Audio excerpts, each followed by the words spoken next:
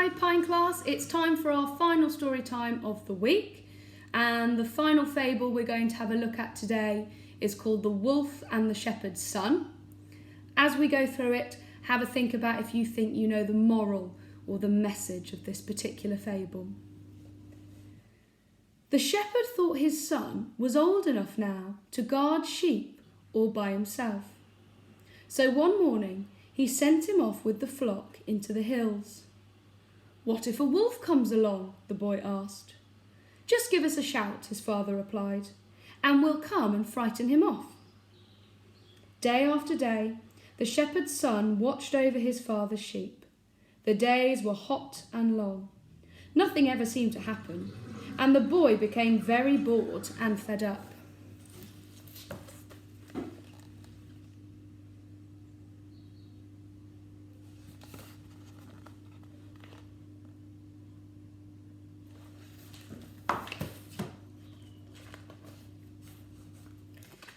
So he thought he'd make something happen, just for fun.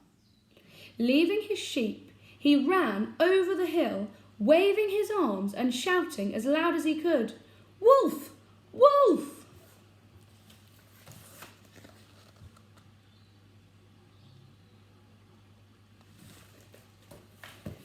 Just as he had hoped, all the villagers, his father amongst them, stopped everything they were doing and came running with their sticks to drive away the wolf.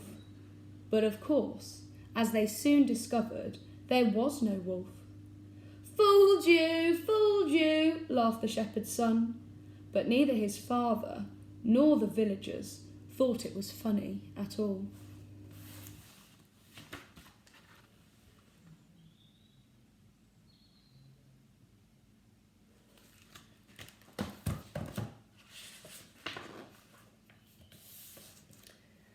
Some days later, the shepherd's son played the same trick again. "Wolf! Wolf!" he cried at the top of his voice, and again all the villagers came running. Fooled you," he laughed. But no one else was laughing, and his father was very angry indeed.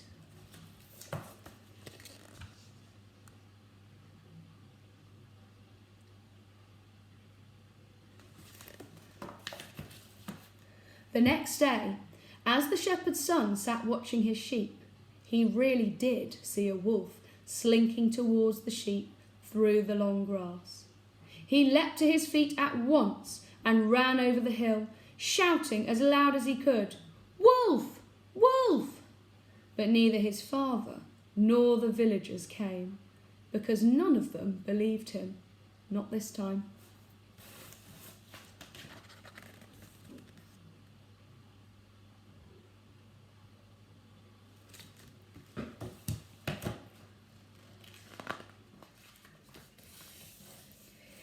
"He tricked us once, he tricked us twice," his father said.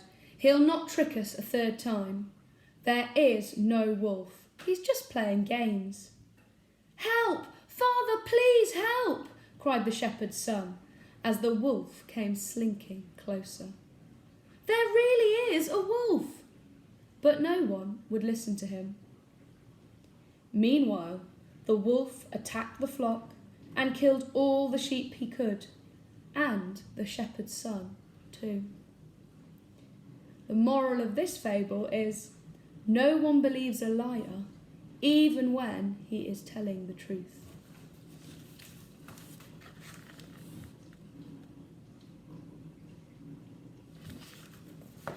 I hope you've enjoyed some of our fables this week. Next week we'll move on to a longer book, but I'd also really like to hear some of your suggestions for stories that you'd like me to read to you.